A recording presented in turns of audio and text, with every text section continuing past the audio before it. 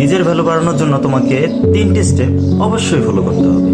Number 1, কখনো কারো কাছে নিজেকে এতটাও অ্যাভেলেবেল করবে না যাতে সে সামান্য একটা ফোন দেওয়ার সাথে সাথে তুমি সেখানে চলে যাও। নিজের গুরুত্বপূর্ণ কাজ ফেলে তুমি তার সেখানে যেয়ে নিজের গুরুত্ব নিজে কমাও।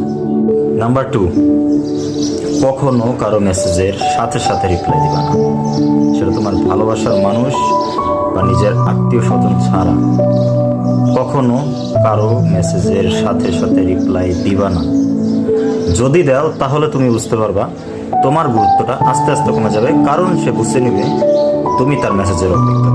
নাম্বার 3, কখনো কারো ব্যক্তিগত বিষয়ে কথা বলবো না, কারণ কোনো মানুষই চায় না তার ব্যক্তিগত বিষয় নিয়ে কেউ খোঁজাখুঁজি করুক, টানাটানি করুক। তাই এই 3টি স্টেপ তুমি সব সময় ফলো করো, তুমি দেখতে পারবা তোমার গুরুত্ব আস্তে আস্তে বৃদ্ধি